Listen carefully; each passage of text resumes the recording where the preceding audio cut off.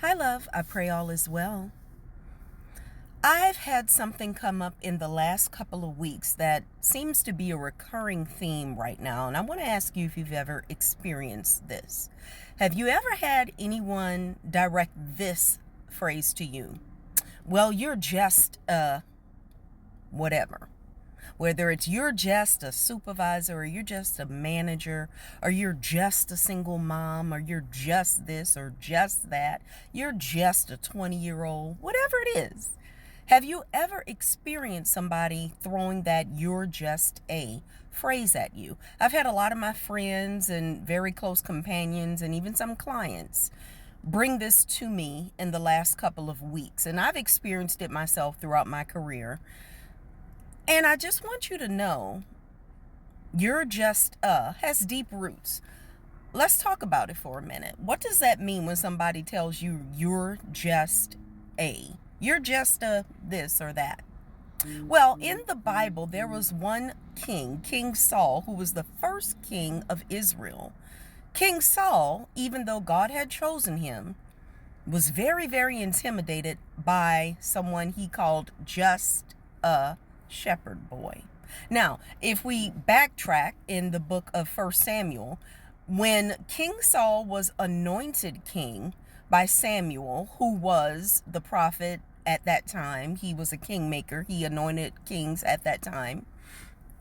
Even though he was the first king to be anointed, even though he knew Samuel was a man of God and the prophet of God at that time, even though he knew he was chosen by God because it was confirmed, his response was, well, I'm only and my family is and we are only But then when we fast forward a few years later, Saul uses that very same verbiage when he describes David. You're just a kid. You can't fight a giant. Goliath will kill you.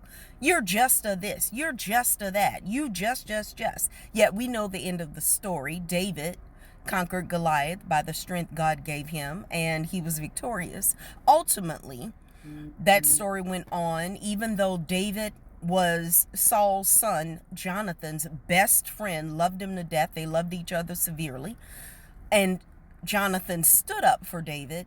Saul hated David. Why? Because he was intimidated.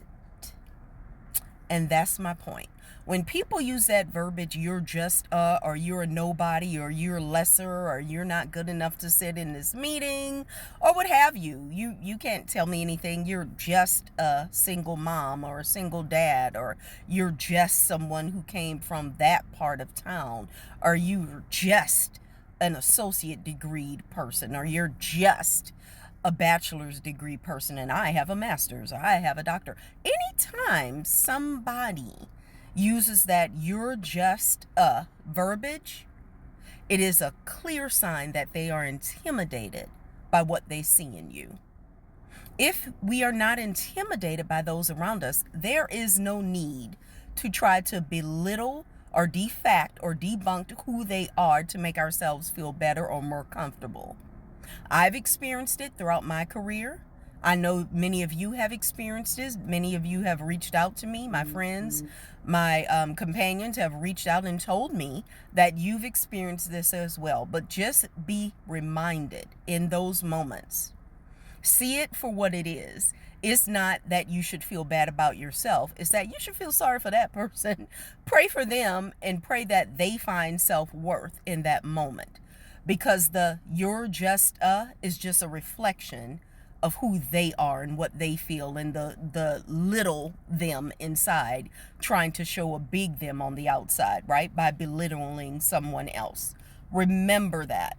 It is not a reflection of who you are. And I know it made me feel some kind of way when I heard it. And then I was quickly reminded of who God says I am. I'm chosen. I'm unique. I'm a peculiar person. I'm special. I stand out. Why? Because I bear God's name and Holy Spirit is within me, just as He is within you. Live in that today, and don't let the you're just a intimidation tactic get you down. Live in your purpose, keep moving forward, and know that God has His name on you, regardless of what others say about you or what they put forth to try to make themselves seem better or stronger than you, they're not even important in that moment. Pray for them, move on in your purpose, and know that God is with you. Your just is a sure sign of that. You are chosen. Live in that. Remember to live for purpose, in purpose, with purpose, and on purpose. Be blessed.